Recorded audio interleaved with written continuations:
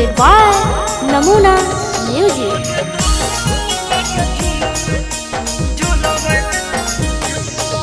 राज अगिरो में लगल हरनिया लौंद वाला मेलावा गे। राज अगिरो में लगल हरनिया लौंद वाला मेलावा गे। अगे दोनों मिल के झूलब रानिया तारा माची झुलवा गे। दोनों मिल के झूलब रानिया तारा माची झुलवा गे।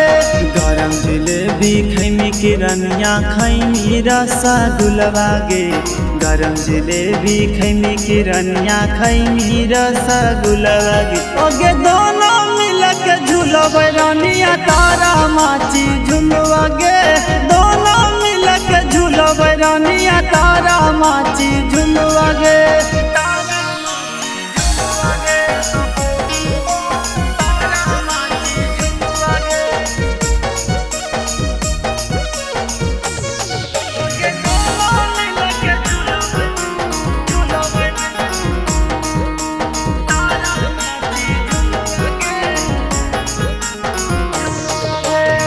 जे माना कर दौरनिया करी हाँ पसीना गे।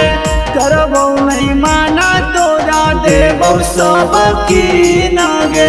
आगे किले मेरनिया बोले जे माना कर दौरनिया करी हाँ पसीना गे। करबो नहीं माना तोरा देबो सब की ना गे। अगे बौआ के झूलै बौगे रनिया झुलवा गुला गुलवा गे। बौआ के झूलै बौगे रनिया झुलवा गुला गुलवा गे। अगे दोनों मिल के झूलब रनिया तारा माची झुलवा गे। दोनों मिल के झूलब रनिया तारा माची झुलवा गे।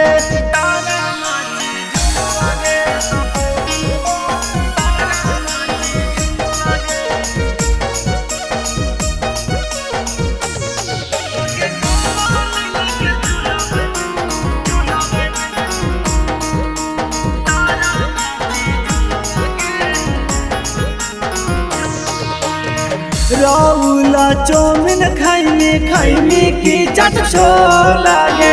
भरदम खिलै तो पियवा यानो जाया के लागे। अगी सब धन तो तोरे हो। रौला चौमिन खैमी खैमी की चट छोला गे। भरदम खिलै तो पियवा यानो जाया के लागे। सारगम संतोष रवि से मंगैबै कोको कोलवा गे। सारगम संतोष रवि से मंगैबै कोको कोलवा गे। अगे दोनों मिल के झूलब रानिया तारा माची झुलवा गे। दोनों मिल के झूलब रानिया तारा माची झुलवा गे। नमूना रिकॉर्डिंग स्टूडियो राजगीर।